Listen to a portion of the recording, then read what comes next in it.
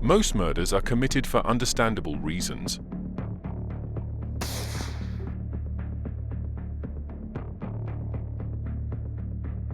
Revenge, jealousy, hate, or financial gain. Serial murders are different. They are done for the pure joy of killing, of controlling the ultimate power over life and death. And almost always the victims are unknown to the killer. A life unexpectedly cut short. When a life is taken with cold-blooded joy, without reason, without mercy, it leaves behind more than a body. It generates raw, emotional energy, fear, pain, confusion,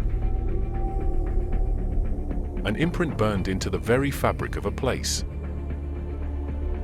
Like a recording waiting to play back over and over again.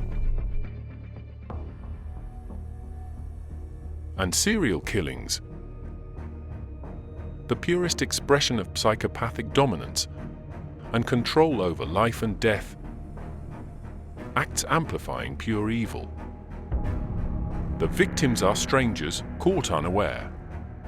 Their sudden, brutal ends saturate these locations with unresolved agony. But it's not just the victims who leave something behind. The killers themselves, obsessed with power, addicted to the act, may deposit fragments of their own dark essence into these sites. A psychic residue that fuels strange occurrences long after their capture or death. And then, there's the possibility that's even more unsettling. What if the very act of extreme violence rips open something deeper? A tear in the boundary between worlds. A portal where other entities, things not of this world, are drawn through, lured by the darkness, feeding off the suffering left behind. Could this explain why reports of hauntings, of apparitions? You're feeling hot? I felt like a surge of energy going right I feel it come and go, come and go. Yeah, from just like a Disembodied voices and chilling presences are so common at these serial murder crime scenes. because that's what I was feeling. It I would couldn't come tell if it was and from then where I go. was sitting or it was just me. No. Do you feel anything coming from the bathroom? That's what I was going to ask, because I went to pictures there earlier. Oh, you I do didn't know take pictures that of the toilet, did you? When they tiled this wall, there was something else there a long time ago, like one of those heaters, old-fashioned The furnace heaters, thing, yeah, the radiator. radiator things, yeah. But it's a small one, like little, but they tiled it up now. It's not the spot because I still feel it. It's just standing here. I feel it. Show me where you're at. But I Right don't here? know anything else. In Echoes of Evil, we'll investigate these dark places, using the latest scientific and paranormal equipment.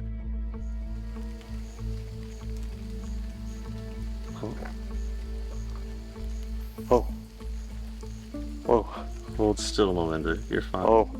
Okay, it's turn around. All the way, face the magnetic pole. Now reach your hand out. A little further. Look how it's stepping back. Employing people with special paranormal sensitivities, including a remote viewer. So this is the mesa behind Skinwalker Ranch. So you see where that it starts to dip down right there? Yeah. That's the Skinwalker Ranch triangle right straight ahead. My name is Michelle Freed, and I'm a remote viewer, and I use the transdimensional systems method. I teach it. I have a 6-week course, and I've been working on it for over 10 years. And we will employ well-known sensitives, such as Kerry Bergen. She tells me that she passed away doing something she wasn't supposed to be doing, and she fell in the barn. I'm a paranormal investigator, intuitive assemblage artist, and lifelong sensitive. True crime reporters. When you see how evil society and mankind can truly be, you realize how unsafe we all are. And when you look at these cases, they're so unique in their manifestations of where they happen and why they happen. It could truly happen to anybody. Local experiences, She said, the dog, did the same thing that our old dog would do, would stare backwards, like staring back. and our own lead paranormal investigator, Alan McGargle. All right, I got strong energy when you said that. Very strong energy shot through me. You did? Yeah, When I said that? yeah. Would it be possible to open? It's very strong. Oh my goodness.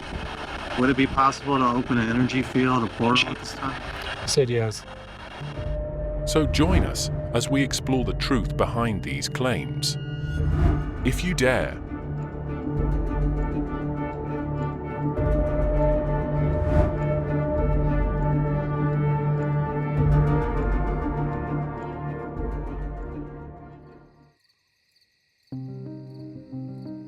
In 1911, Colorado Springs stood as a shining star of the American West. A bustling city of 30,000 souls. Famed for its crisp mountain air, healing high altitudes, and sun-drenched skies. It was a haven for health seekers. Thousands of tuberculosis patients drawn to its grand sanatoriums. A place where wealth and wellness walked hand in hand. Locals called it Little London, a nod to its refined neighborhoods and cultured charm. But like London, where Jack the Ripper once prowled fog-laden streets, Colorado Springs had its shadows.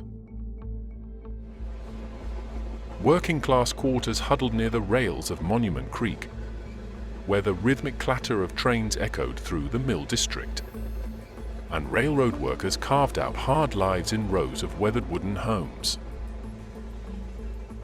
And then, in that same year, 1911, beneath the towering Rockies, Colorado Springs became the bloody beginning of one of America's most brutal, unsolved killing sprees. A series of savage slayings, wielded by an unseen hand clutching an axe, leaving behind broken bodies and blood-soaked beds stretching from Colorado Springs to Monmouth, Illinois, to Ellsworth, Kansas, to Paola, Kansas, to Villisca, Iowa, and back to Paola. That was the last murders that can be traced to this Axeman, at least that fit his MO, doing the exact same things that he'd always done with the lamp and the sheets over the bodies and covering up the windows. Blanketed in darkness, the murders began on Sunday, September 17, 1911, when a lone, evil man, arriving by rail in Colorado Springs, grabbed an ordinary axe from somebody's yard. Silently, he crept toward a modest home on Harrison Place. Inside, 30-year-old Henry Wayne, his young wife Blanche, and their 2-year-old daughter slept peacefully, unaware of the horror about to unfold. With the blunt end of the axe, the intruder struck, crushing skulls, silencing breath, and ending 3 lives in a matter of moments. But the night's terror wasn't finished. Next door, 25-year-old Alice May Burnham and her 2 innocent children, ages 3 and 6, became the killer's next target. Again, the same brutal ritual. The axe rose and fell. The 2 cottages sat quiet until September 20th, when Alice Burnham's sister, Nettie, and a friend discovered the bodies of Alice and the children lying in one bed, with their heads beaten in and covered with bedclothes and other clothing. About an hour later, the Wayne family was discovered. And in both houses, he took a oil lamp, took the glass chimney off, put the wick down very low, and that's what he used for light. Now, this seemed like a very strange double murder to the police in Colorado Springs, but they quickly ran out of options and the crime went unsolved. But then it kept happening. Each time, the man dubbed as Billy the Axe Murderer was back on a train to his next destination of family slaughter. In various towns, in Kansas, in Illinois, back in Kansas again, the same things were happening in different homes, always along the railroad tracks. So this was a case of where the murders just suddenly stopped. And again, no one knows why. There has to be a specific reason, but what it is, we'll never know. He could have been arrested, could have been locked up, could have been killed. It's impossible to say. The Colorado Springs axe murders still haunt the city's memory. Recent news reports, TV segments, people think that it was a serial killer who would ride the train, because the train tracks are right over here, and he would ride the rails. And magazine articles all point to the original site as a hotbed of paranormal activity. But the Wayne and Burnham houses, where the bloodshed occurred, were torn down by the landlord in early 1912. Could we pinpoint where those dark deeds took place? Historical records place the homes at the intersection of Harrison Place and Dale Street. Luckily, someone had overlaid the original lot lines onto a modern street map. Driven by what we uncovered online, we gathered a small film crew and our lead paranormal investigator and set out to find the truth. So we got about a 2-hour drive. I got all the gear, and we'll see what happens. You ready? All right. Come in.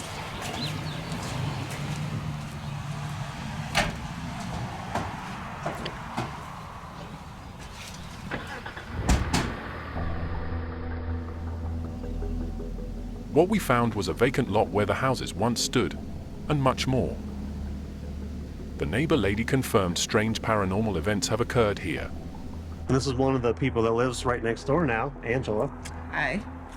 And she's had some interesting experiences living in this area, and I think we're going to check it out a little bit more. Is there anything you felt a little? Yeah, like a presence. I don't know what it is. Like, we were just talking a few minutes ago, how you feel like someone is here, but they're not here. Like an eerie presence. And she asked me a couple questions before. Has anyone got murdered? Things of that nature. So, you could definitely feel something. Don't know what it is, but you could definitely feel something. Yeah, according to the stories that we found, there were 6 people murdered here.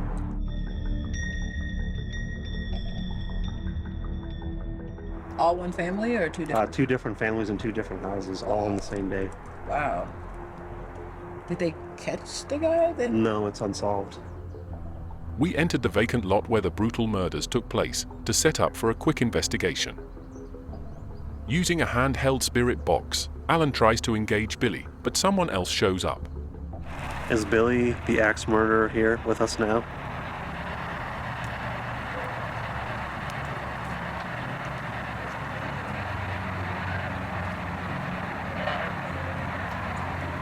Why do you feel like so many people had to die?